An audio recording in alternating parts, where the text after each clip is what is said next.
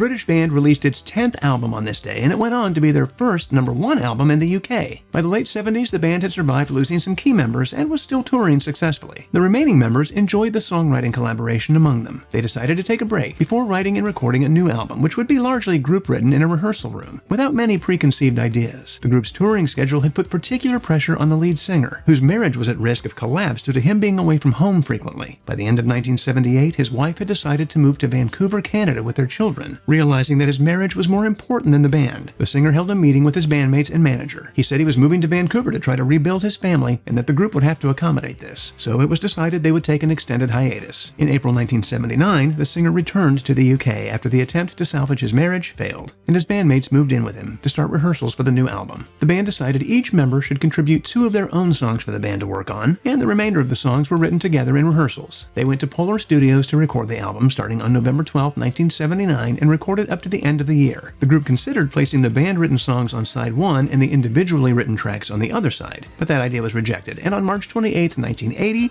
Genesis released Duke in the UK. It was the band's greatest commercial success at the time of its release, spending 2 weeks at #1 on the UK Albums Chart and peaking at number 11 on the US Billboard 200. 3 singles were released in the US, with the Phil Collins-penned Misunderstanding being the biggest hit here, reaching number 14 on the Hot 100. Duke received a mostly positive reception from music critics, with AllMusic calling it, quote, the Genesis album that leaped into the fray of pop music but retained a heavy dose of progressive rock, with Misunderstanding and Turn It On Again being the 2 tracks that showcase the new version of Genesis at its absolute best.